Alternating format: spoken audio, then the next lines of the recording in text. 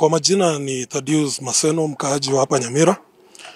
Nahuzunika sana zaidi kwa kumpoteza kinara wa upinzani na aliyekuwa waziri mkuu Raila Amolo Odinga, kiongozi ambaye anatajika mno katika ujenzi wa nchi hii na hali zaidi katika mambo na masuala ya ugatuzi. Hapa jimbo la Nyamira tumepata kuona vile ugatuzi umeleta impact, na hayo yote ni matokeo ya yale ambayo Raila Amolo Odinga amepigania katika nchi hii.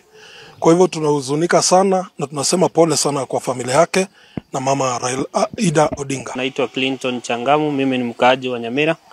Kusema ukweli tunahuzunika na kuomboleza kifo cha aliyekuwa waziri mkuu wa zamani Raila Amolo Odinga. Raila Amolo Odinga amekuwa nguzo muhimu katika nchi ya Kenya, amepigania demokrasia. Demokrasia hii tunayo saa hii ya kuongea imepiganiwa na mmojawapo akiwa Raila Amolo Odinga. So tunashukuru Mungu kwa ule muda alimpa, ameweza kuishi. Kwa siku za nyuma Raila Amolo Odinga amesimama na human rights, amesimama na mwananchi sana kwa muda ule mwingi ambao aliishi. Tungependa kuomba Mwenyezi Mungu aiweke roho yake mahali pema. Hakika ni siku mbaya sana kwa Wakenya.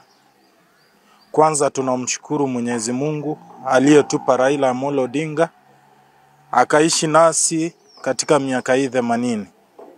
Tutamkumbuka mzee wetu kwa vile kwanza hapa Nyamira aliweza kutushughulikia wakati akiwa waziri wa barabara, akaweza kuhakikisha kwamba barabara inayotoka Kisii mpaka maeneo ya center imewekwa lami.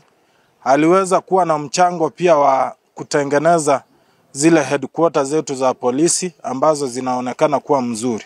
Pia tutamkumbuka Mheshimiwa Raila Amolo Odinga kwa upiganiaji wa haki za kibinadamu na utetezi na kuhakikisha ya kwamba Kenya kama taifa limepata katiba mpya ambapo imehakikisha kwamba ugatuzi umeleta maendeleo, ijapokuwa watu wengi hawajatimiza ugatuzi jinsi ilivyokuwa inatarajiwa.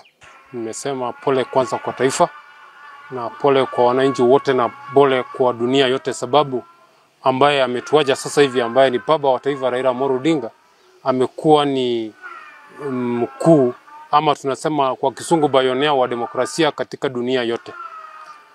Kwa mara ya kwanza tunamkumbuka Raila Amolo Odinga kwa mtu ambaye ako na msimamo thabiti, lakini akiona huu msimamo wake unaenda kuelekeza taifa katika sehemu mbaya ama bahari papaya, ni yule mmoja ambaye pia analegeza ule msimamo wake. Hiyo ndio kwanza mimi namtambua kwa hilo. Kwa mfano kama maandamano ambayo tumeyashuhudia juzi ya wale ile tunasema vuguvugu la Gen Z, tunaweza kupenda kusema kwamba aliweza kutuliza ile hali ambayo kama angeweza kutuliza kwa sasa hivi atungekuwa tunazungumza hayo maneno ambayo tunayazungumza hivi sasa.